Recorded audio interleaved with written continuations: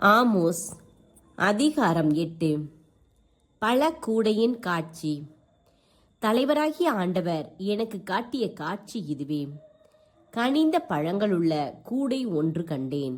அவர், Amos, என்ன காண்கிறாய் என்று கேட்டார்.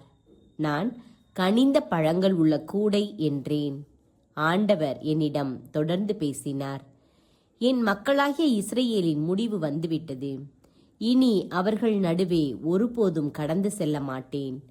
அந்நாளில் கோவில் பாடல்கள் புலம்பலாய் மாறும். கணக்கற்ற பிணங்கள் உரிய மரியாதையின்றி தூக்கி எறியப்படும். எங்கும் ஒரே அமைதி என்கிறார் தலைவராகிய ஆண்டவர். இஸ்ரவேலின் வீழ்ச்சி. வறியோரை நசுக்கி நாட்டில் உள்ள ஒடுக்கப்பட்டோரை அழிக்கின்றவர்களே, இதை கேளுங்கள். நாம் தானியங்களை விற்பதற்கு அமாவாசை எப்பொழுது முடியும்? கோதுமையை நல்ல விலைக்கு விற்பதற்கு ஓய்வு நாள் எப்பொழுது முடிவுறும்?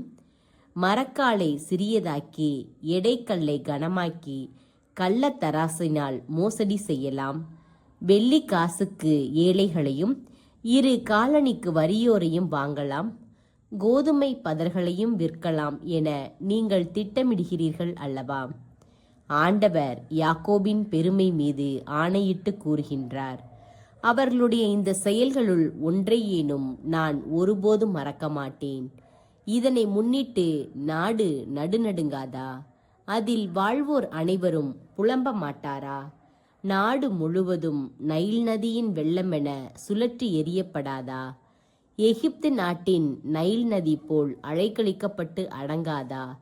தலைவராகிய ஆண்டவர் கூறுகின்றார். அந்நாளில் நண்பகலில் கதிரவனை மறைய செய்து பட்டப்பகலில் உலகை இருள் சூழ செய்வேன். உங்கள் திருவிழாக்களை அழுகையாகவும் பாடல்கள் எல்லாம் புலம்பலாகவும் மாற்றுவேன். எல்லாரும் இடுப்பில் சாக்கு உடை உடுத்தவும் அனைவரின் தலையும் மழிக்கப்படவும் செய்வேன்.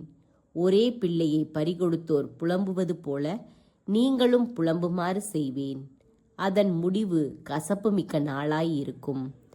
தலைவராகிய ஆண்டவர் கூறுகின்றார். இதோ நாள்கள் வரப்போகின்றன. அப்போது நாட்டினுள் பஞ்சத்தை அனுப்புவேன். அது உணவு கிடைக்காத பஞ்சமோ நீரில்லாத வறட்சியோ அன்று. ஆண்டவரின் வாக்கு கிடைக்காத பஞ்சமே அது. ஒரு கடல் முதல் மறு கடல் வரை, வடதிசை முதல் கீழ்த்திசை வரை தேடி சென்று அங்குமிங்கும் தள்ளாடி அலைந்து ஆண்டவரின் வாக்கை தேடுவார்கள். ஆனால் அதை கண்டடைய மாட்டார்கள். அந்நாளில் அழகிய கன்னி பெண்களும் இளைஞர்களும் நீர் வேட்கையால் சோர்ந்து வீழ்வார்கள். சமாரியா நாட்டு அஸ்மா தெய்வத்தின் பெயரால் ஆணையிட்டு, தான் நாடே, வாழும் உன் கடவுள் மேல் ஆணை எனவும் பெயர் செபாவில் வாழும் காவலர் மேல் ஆணை எனவும் சொல்லுகின்றவர்கள் வீழ்வார்கள். மீண்டும் எழவே மாட்டார்கள்.